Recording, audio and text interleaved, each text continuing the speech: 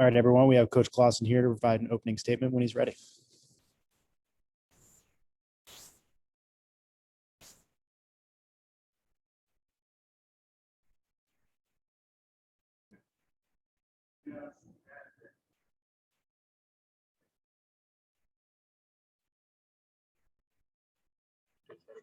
Say hello to our new friend.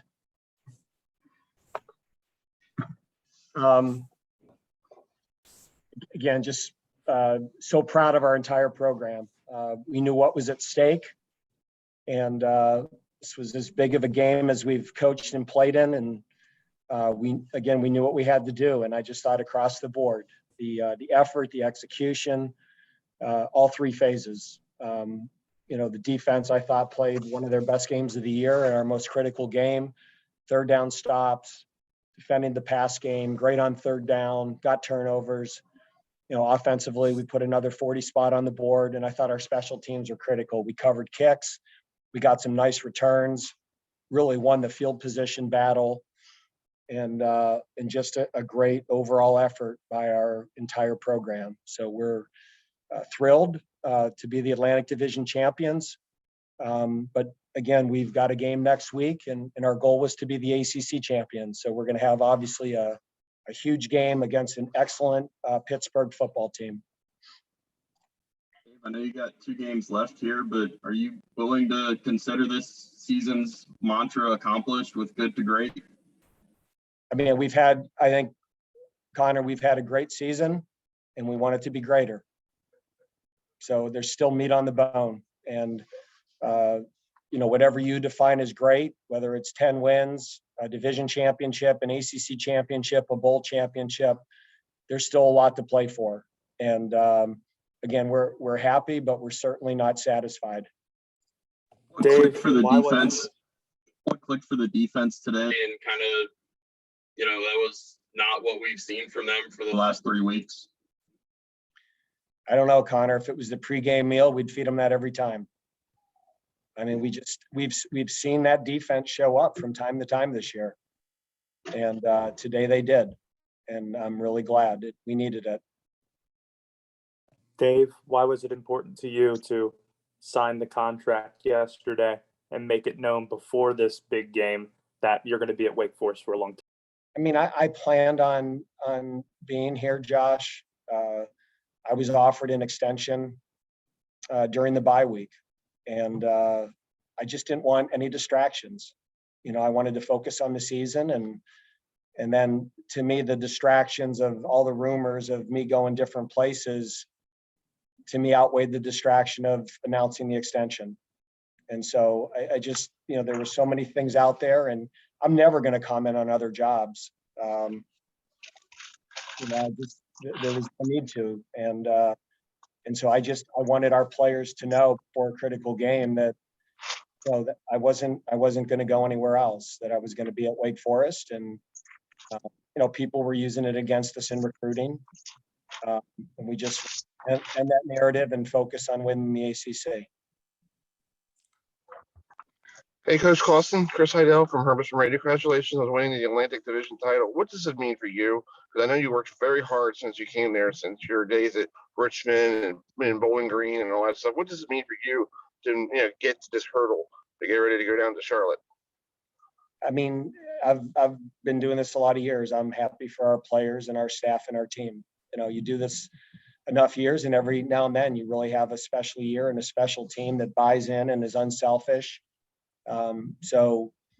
It is not me. It's a program. It's assistant coaches. It's strength staff. It's all the players. It's all the people who have supported us. And it's a collective effort. And I just happen to be fortunate enough to be the head coach of this collective effort. Dave, along the lines of it being a complete game, a complete performance, how happy were you in the offense's ability to move the chain there late in the fourth quarter and run the clock out and just get away with this win? I mean, I keep going through my mind, Les. Okay, we're up 24. It's a 3-score game. Okay, we're up 31. It's a 4-score game.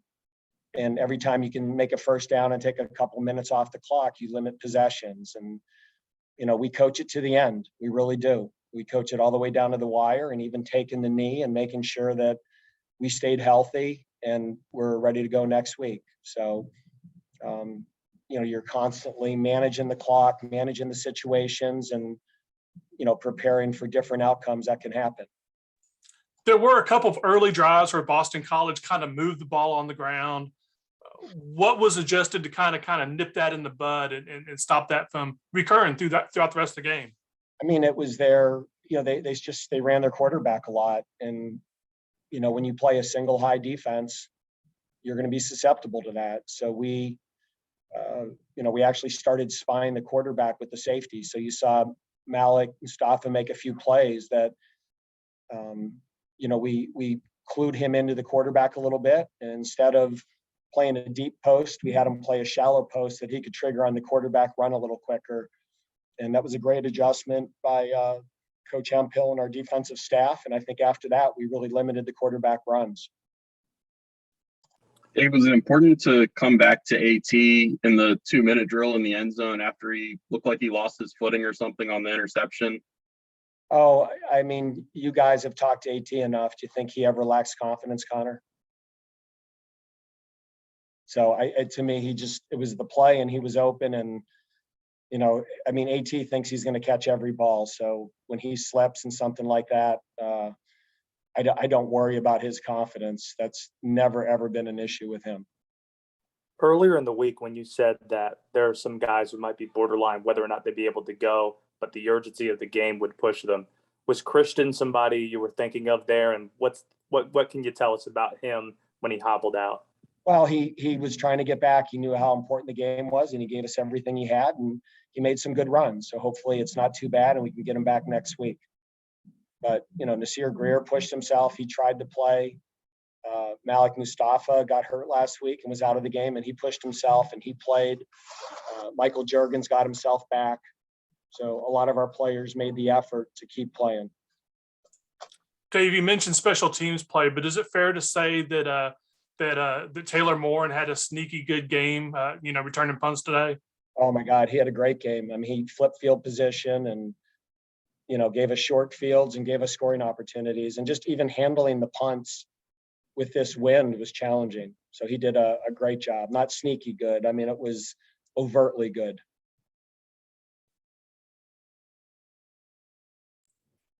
Anything else for Coach? Thank you, guys. All right, we'll see you Tuesday. Thank Thanks, you. Dave.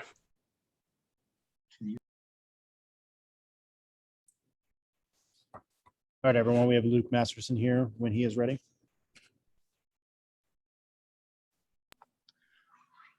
How you doing? Good, Luke. How are you? Pretty good. Yeah, I guess that was kind of a stupid question. What clicked for the defense? Just simply, I mean, was it as simple as tackling better? Yeah, honestly, I think that was one of the major things we had to clean up. When we don't play well on defense, a lot of it comes down to not tackling well. And obviously, I think we tackled better today, so things ended up a little better for us. Are you willing to consider, I know you guys got 2 games left, are you willing to consider this season accomplished and going from good to great? No, I mean, absolutely. I mean, we're obviously really excited about this one, but we all know what the next one means. And, we're gonna celebrate this one for 24 hours and then move on and try and go 1-0 next week, because we all know how big that one is.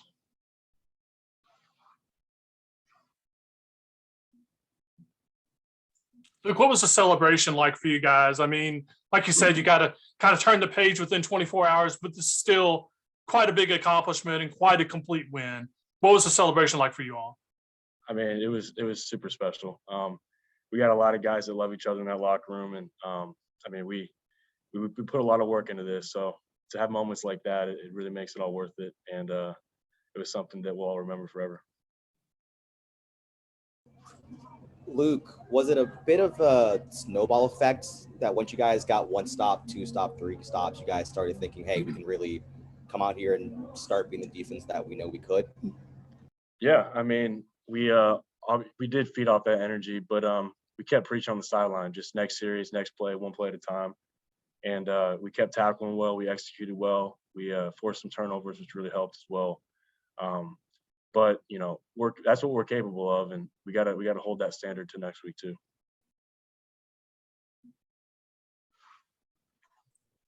Anything else for Luke? Thank you, guys.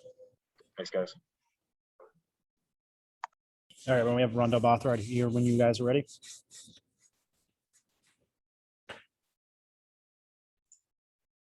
Hey, Rondell, just I guess, where do you think the adjustments and the performance came in? When you look at, for past the couple drives in which Boston College, had some success. You guys seem to kind of lock that down and take them out of their game. I think from last week, just seeing Clemson score 48 on us, and that was not the plan. We kind of came in this game with a chip on our shoulder because we knew what was at stake and we knew what game we could be in next week. So we came in, and hopefully we can come with that same chip on our shoulder next week. Rondell, has this still only been a good season, or is this a great season at this point? I said it to Dave Gorin, the job's not done. So it's still good, but it's on its way to great. We got to win these next two games, the ACC championship and then the bowl game. How aware are you guys that before today, Wake had only won double-digit games in one season in its history? I didn't know that. I don't know if I can't speak for everyone else, but I definitely didn't know that. And we don't focus on stuff like that. We try to just, the 1-0 thing. But yeah, I didn't know that. Like, to follow up on Connor, you didn't know that until right this second.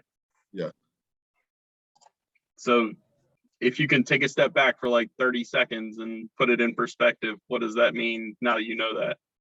It's really cool just being a part of the program when we didn't win that much. And then obviously not I think it was 2013, 14 when Coach Clawson got here. But just seeing the progress and being a part of it, it's really cool. And to know we have 2 more opportunities to even be 10 times better, it feels great. Rondell, 17 tackles, 3 sacks, a bunch of tackles for loss, forced fumble from the defensive line. I saw you guys taking a picture with the deke outside on the field.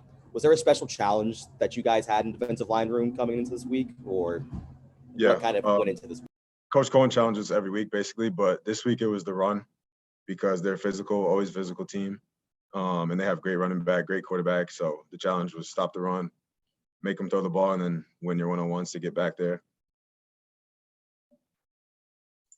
Once you saw a couple of, wounded ducks being thrown by their quarterback, did that inspire you folks even more to really focus in on the run? Like, did you kind of know you had them where you wanted them?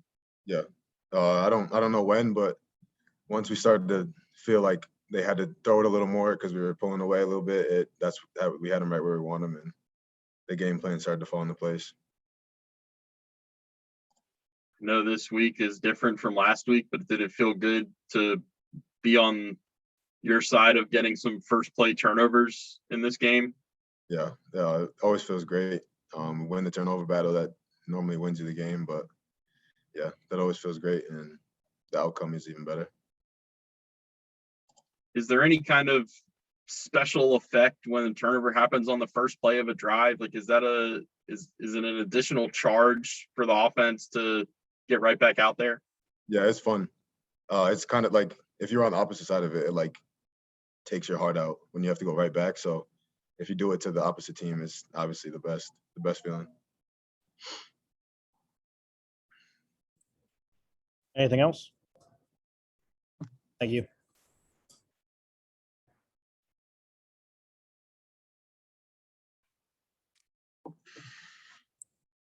All right, everyone. We have Sam Hartman here when you're ready. Sam, saw you running around the field right after the game like a little kid. How does it feel? Yeah, it was a cool moment to share with our fans, for the people who traveled or people who are local here in Boston. You want to share it with them. They're a part of this, and it was a special moment for the guys, and for Wake Forest and the whole university and everyone who's behind us all here.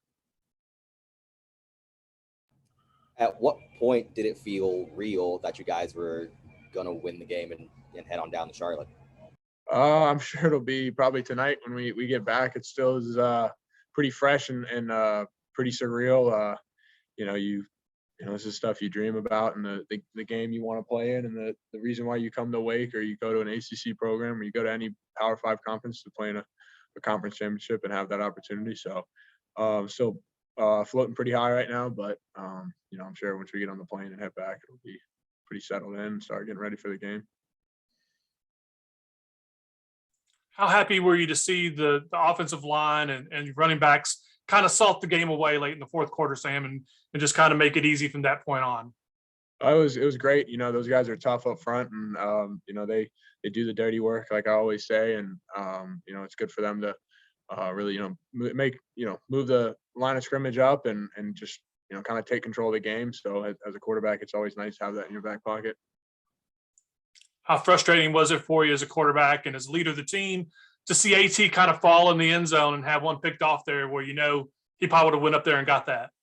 Yeah, I mean, it's on me. It wasn't a great read, great throw in that situation. Probably should have scrambled.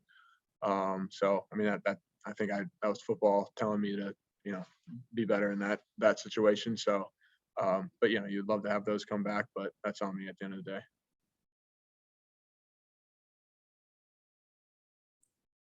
Anything else for Sam? Appreciate it, guys. Good Thank evening.